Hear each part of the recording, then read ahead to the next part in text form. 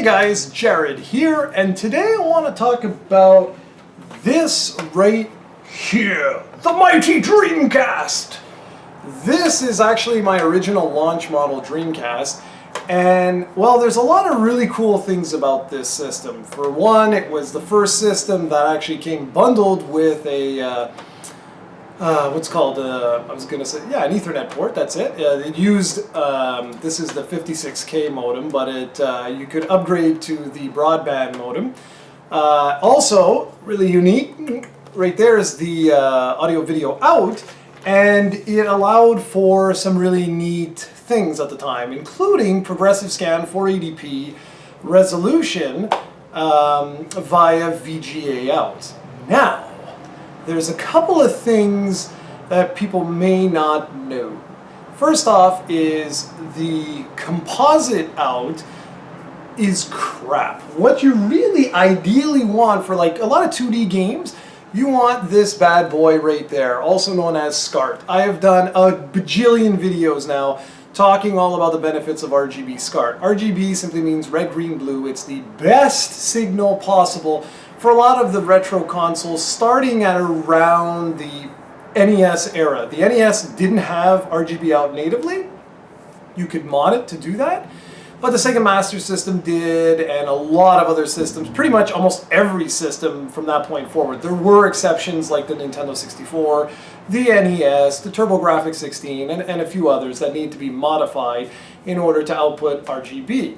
But here's the thing. With the Dreamcast, you don't really want to use this for like Shenmue, for Crazy Taxi and 3D games. You want to use VGA out, okay? The thing is, if you have an XRGB Mini, well, let me go grab it and show you. Okay, I don't know why I didn't grab it before I did the video, I just forgot. Okay, so this is the XRGB Mini, the Framemeister, as it says right on that. Now take a good look at its input options. So you have this right here, this right here, which is what allows you to do RGB SCART. You then have composite over here, and you have S-Video over here. On the flip side, if I turn it around, okay, you can see that you have HDMI ports, you have audio-video ports, and you got this strange little things that kind of looks like a VGA, but it's not. It's called a D-Link, and it's how you would connect this bad boy up through component. Thing is, you notice there's no VGA. But what if I wanted to put a VGA signal through this for recording purposes and whatnot? Well, I haven't been able to do that. So what I've been able to do, or what I have done with my Dreamcast reviews, is I've always taken the, I have this, what is it, Atlantic, I think it was what it was called, anyway, whatever. I had a VGA upscaler that I would take with my VGA box, and I'd go that route. The problem is it's not perfect. Sometimes the image was a little bit over, you know, one of these type of things. A lot of times it would be widescreen, so I'd have to rescale it back down to 4:3, what have you. What's nice with this is it typically, not always, but typically will take in the signal that you put into it, and it just outputs the same aspect ratio as you want. You can customize also a million different things with the XRGB Mini. So ideally you want that. So what's a man to do? This I can get into the XRGB Mini. Like I said, I can go through this little port here, there's a little dongle, and I can connect it, not a problem. But VGA, I want it to go through that device because I want all the different options. Well, ladies and gentlemen, there is now a device that allows me to do just that. And it is called the Toro. Boom, boom. You'll notice there's a bunch of switches on this side. Over here you have VGA plus audio video, plus stereo, and you have SCART. Okay, I'm going to explain how this works very, very quickly. So basically what I do is I take this, it plugs into the little box, and this is the audio video out from the Dreamcast, okay? So very, very simple. I'm not going to set everything up, I'm just going to show you like this, right? Put this into the Toro, and then from the Toro I use my SCART, this monster cable here, out and into the XRGB Mini. So, okay, but that doesn't give me VGA. but it does. This is what's super cool.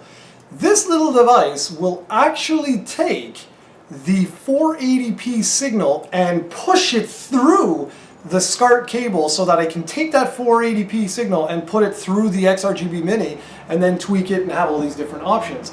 That is wild. If you want to just go pure pure VGA out, not a problem. You have that option too via this method right here. That is freaking sick. So basically now I have my all-in-one solution for recording videos for the Dreamcast. This is the best method for me to use the XRGB Mini for Dreamcast videos. I can now push a 480p signal to the XRGB Mini. And what we're going to do right now is we're going to do just that. And I'm going to show you what Ghostblade looks like in 480p running through the Toro, through the XRGB Mini, all using SCART. So let's go ahead and take a look at it.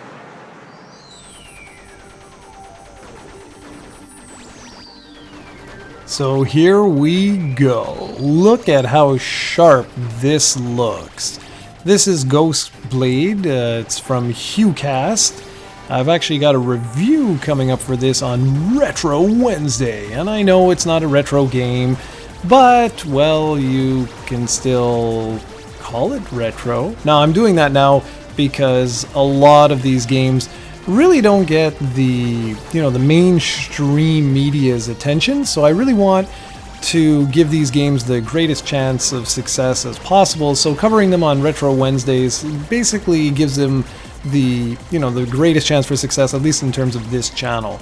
Now, look at what the Toro does. Look at the colors. Look how sharp everything is. It's absolutely awesome. And what's great about it is that because it's using the SCART cable to put the signal across, it's really great because for all those VGA non-compatible games, all you have to do is simply flip the switch back to RGB mode, and you don't get composite, you get SCART.